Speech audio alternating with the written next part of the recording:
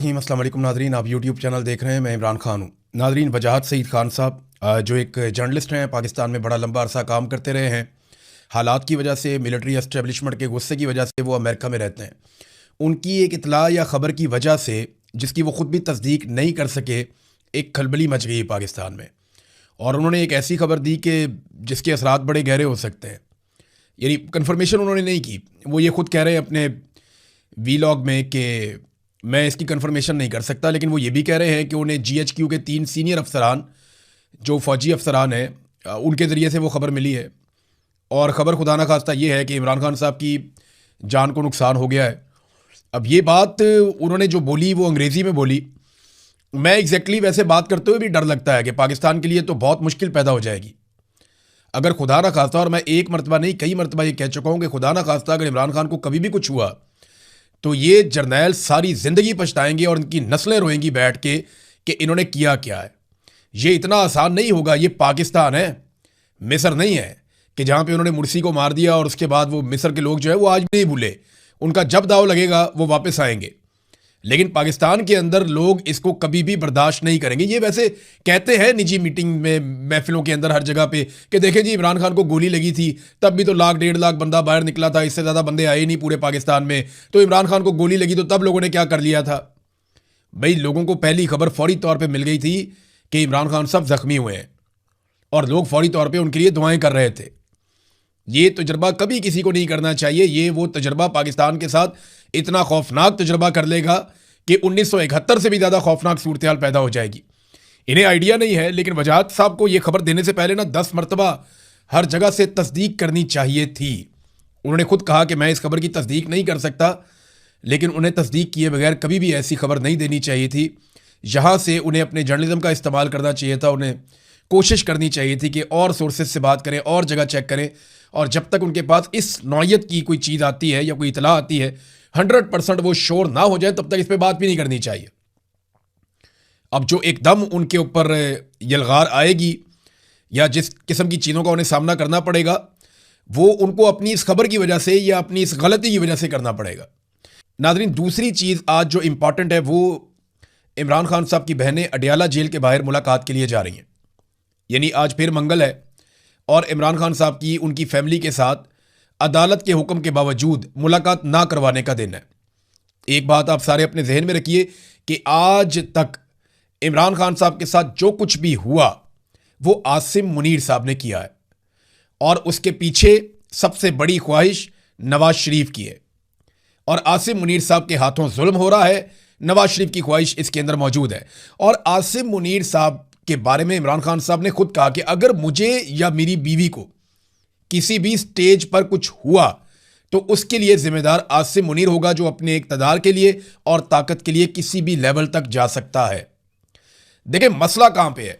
मैं आपको ना माजी की 2 कटिंग्स दिखाता हूं। ये देखें आप, डील करो जान छुड़ाओ। ये अखबार के अंदर जो है वो मेन हेडिंग छपी थी, डील करो जान छुड़वाओ। मां का नवाज शरीफ को हुक्म। नवाज शरीफ की वालदा की जानिब से यह हुक्म अखबारात की फ्रंट पेज के ऊपर मेन हेडलाइन में छापा गया कि डील करो जान छुड़ाओ। फिर नवाज शरीफ के बारे में एक खबर जो है तमाम मीडिया चैनल के अंदर ब्रेकिंग न्यूज़ की सूरत में चली, जहां मियां साहब ने कहा जेल से निकालें, हम मुल्क से बाहर चले जाएंगे। यह मुशर्रफ के साथ भी अरब ममालिक के जरिए से डील करके पाकिस्तान से बाहर चले गए थे। इमरान खान साहब के दौर में भी जनरल बाजवा से डील करके, और जनरल फैज हमीद ने इनको निकाला था। जनरल फैज हमीद से नवाज शरीफ ने खुद अपनी फैमिली के जरिए से और खुद दरखास्त की थी, और आगे से सिर्फ एक शर्त रखी गई थी कि मरियम नवाज का ट्विटर और मुंह बंद करवाएं। तो फिर 6 महीने तक ना मरियम नवाज के मुंह से चूं निकली थी और ना इनके ट्विटर से कोई ट्वीट हुआ था। और फिर नवाज शरीफ साहब को पाकिस्तान से बाहर भिजवा दिया गया था। आपको याद है ना, हमें सारी चीजें याद है कैसे ये लोग डील करके निकले थे। अब ये जो डील करने वाले हैं ना, इनको हमेशा मिलिट्री एस्टेब्लिशमेंट ने इस तरह के लोगों को डील किया। उनको लीडर से तो वास्ता ही नहीं पड़ा। एक आदमी ने लीडर बनने की कोशिश की, उसको इन्होंने कत्ल कर दिया था। दूसरे के साथ लड़ाई में इन्होंने मुल्क तोड़ दिया था। एक को अल्लाह ने जिंदगी की मोहलत ही नहीं दी, कायदे आजम को। उनको इन्होंने शुरू में काबू कर लिया, किसी को समझ ही नहीं आई। फातिमा जना को इन्होंने जिस तरह कत्ल किया, जिस तरह बदनाम किया, वो आपके सामने है। जो कुछ एक डिक्टेटर ने उनके साथ किया। फिर जुल्फिकार जी भुट्टो लीडर बनता जा रहा था, उसे कत्ल कर दिया गया। फिर शेख मुजीब से लड़ते लड़ते इन्होंने मुल्क ही तोड़ दिया। और आज इनको सामना एक लीडर के साथ है। इनकी प्रैक्टिस हुई हुई है नवाज शरीफ की और आसिफ अली जरदारी की। और मुकाबले में आ गया इमरान खान। वो जेल के अंदर 3 साल के बाद क्या कहता है जरा सुने। वो ये कहता है कि मुझे डरा हुआ देखना इनकी हसरत रह जाएगी। आसिम मुनीर साहब, आप बाहर मौजूद होकर पाकिस्तान के आर्मी चीफ फील्ड मार्शल होने के बावजूद इस्तिस्ना ले रहे हैं। यहां से पता चलता है कि आपके दिमाग में क्या चल रहा है। और वो जेल में बैठकर कह रहा है कि मुझे डरा हुआ देखना तुम्हारी हसरत रह जाएगी। यह फर्क है। ऐसे आदमी से पाला नहीं पड़ा था पहले। वो ये कहता है कि मैं मर जाऊंगा मगर यजीद के सामने बैत नहीं करूंगा। यजीद तो कब का मर गया, लेकिन हर दौर का एक यजीद होता है। तो इमरान खान साहब इनको यजीद मान के, जालिम मानकर चल रहे हैं। और वो ये कहते हैं कि मैं जालिम के सामने, यजीद के सामने बैत नहीं करूंगा, मैं मौत को पसंद करूंगा और आखिरी सांस और खून के आखिरी कतरे तक लड़ूंगा। मैं अकेला रह गया तब भी लड़ूंगा। ये इमरान खान साहब ने कहा। और उनका एक बड़ा मशहूर जुमला है जिसे लोग शायद बहुत दहाइयों तक, शायद सदियों तक याद रख सकते हैं कि हारता वो है जो हार मान लेता है। जो दिमागी तौर पे हार जाता है वो हार जाता है। और इमरान खान आसाब की लड़ाई में इनसे हारने वाला नहीं है। ये मैं एक मरतबा नहीं, कई मरतबा कह चुका हूं। तो इमरान खान साहब की बहनों से मुलाकात करवाएं। रोजाना एक नई अफवाह आती है। कभी आती है जनाब कि उनकी तबीयत ज्यादा खराब हो गई है, कभी आती है कि एक आंख बिल्कुल ज़ाया हो गई है, कभी कोई और खबर आती है, कभी 1, 2, 3 और खबरें फैलाई भी जाती हैं। बाद औक़ात सोर्सेज से जर्नलिस्ट बड़ी मेहनत करके खबर निकालते हैं, बाद औक़ात खबर जानबूझकर भी फैला दी जाती है। तो इस सारे माहौल में एक क्यास पैदा हो रहा है, एक बेचैनी पैदा हो रही है। तो जिद है हाफिज आसिम मुनीर साहब की, वो अपनी जिद खत्म करें, इमरान खान साहब की उनकी फैमिली से मुलाकात करवा दें। इसमें कबाहत और प्रॉब्लम क्या है? मुलाकात करवाएं ताकि अफवाहों का ये सिलसिला खत्म हो जाए। और आज मौका है मुलाकात करवाने का, आज तो मुलाकात करवा देनी चाहिए। लेकिन राणा सनाउल्लाह ने कहा कि आज तो दूर की बात है, जुमेरात को भी इनकी मुलाकात नहीं होगी। मुझे नहीं लगता मुलाकात होगी। ये इनकी टोटल औकात है। ये एहसन इकबाल का एक स्टेटमेंट मैं आपके सामने रखता हूं। देखिए, मैंने आपको ना अक्सर कहा कि ये स्टेटमेंट संभाल के रखना है, बाद में काम आएगा।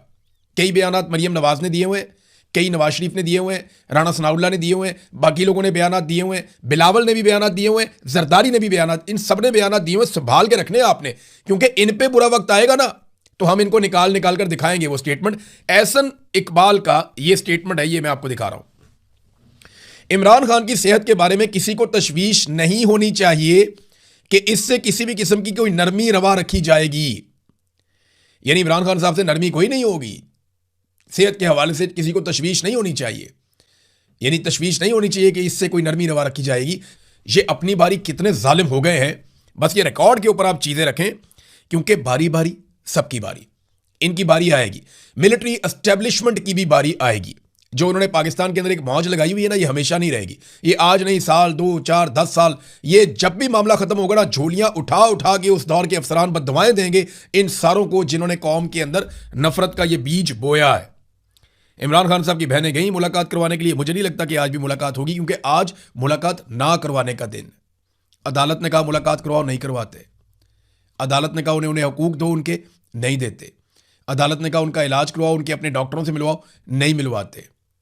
अदालत के तमाम अहकामात को बूट की नोक के ऊपर रखते हैं और इसके लिए इन्होंने अदालतें ही तबाह कर दी हैं। बहरहाल अब तहरीक करीब आ रही है। यह फैसला तो पाकिस्तान तहरीक इंसाफ ने करना है कि उन्होंने पूरा मुल्क बंद करना है या इस्लामाबाद की तरफ मार्च करना है। देखिए, माजी में कई मरतबा पाकिस्तान तहरीक इंसाफ ने इस्लामाबाद की तरफ मार्च किया है, वो फार्मूला काम नहीं किया। ये डी चौक तक पहुंचे जरूर, लेकिन वहां पे रुक नहीं सके।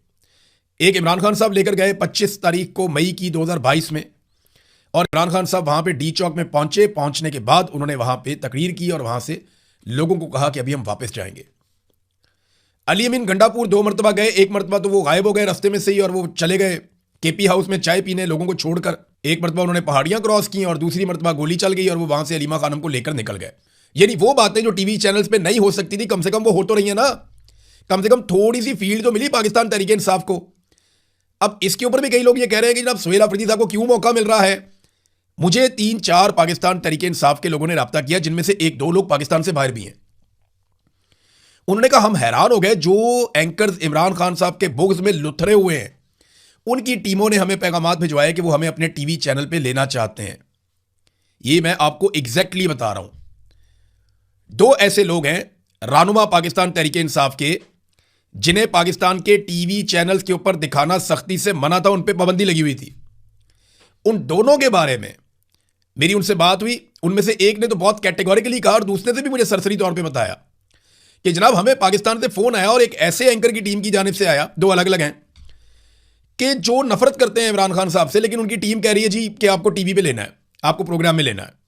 तो इसका मतलब है कि कहीं ना कहीं एक गुंजाइश निकली है, प्रेशर के जरिए से निकली है, परेशानी के जरिए से निकली है, हालात के तनाजुर में निकली है, दबाव है, कोई कुछ भी हो सकता है। लेकिन एक वजह यह भी हो सकती है कि पीपल्स पार्टी और पीएमएलएन को दबाव में लेना हो, मिलिट्री एस्टेब्लिशमेंट नहीं, क्योंकि वो ऐसे ही डिवाइड एंड रूल करते हैं।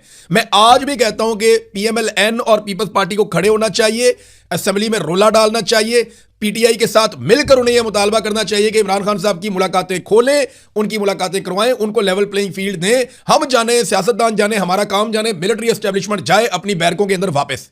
आइडियल सिचुएशन तो यह है। अगर वो ये करते हैं तो हम उनका झंडा बुलंद करेंगे, हम पीएमएलएन और पीपल्स पार्टी को शाबाश भी देंगे अगर वो डेमोक्रेसी के साथ खड़े होते हैं। तो अगर उन्हें लगता है कि एस्टेब्लिशमेंट उन्हें ब्लैकमेल कर रही है तो खड़े हो जाए, आज अपने पैरों पे खड़े हो जाए। लेकिन मुझे बहुत मुश्किल लगता है, मुझे लगता है कि ये जूते ही पॉलिश करेंगे और जूते ही खाएंगे। ये 100 जूते और 100 प्याज वाली इनकी मिसाल है। इसके अलावा इनके पास कोई अब ऑप्शन ऐसा लगता है नहीं, या इससे बाहर ये सोच ही नहीं सकते। ये बहुत पालतू जानवर की तरह सोचते हैं, इनके दिमाग इससे बाहर जाते नहीं, कुएं के मेंढक बन गए हैं ये।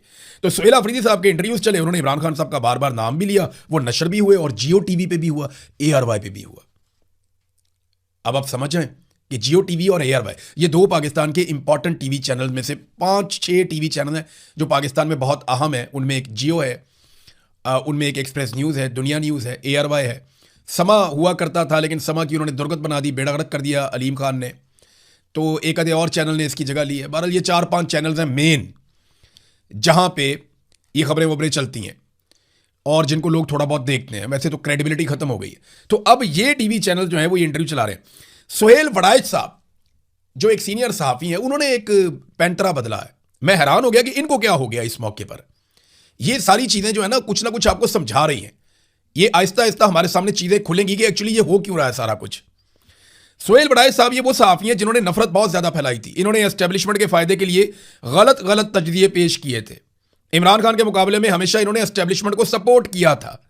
यानी इन्होंने कहा था कि इमरान खान इलेक्शन हारेगा, बिल्कुल हारेगा, ये इन्होंने झूठ बोला। एस्टेब्लिशमेंट के सामने इमरान खान सरेंडर करेगा, इनको कर देना चाहिए, ये हमेशा कहते रहे।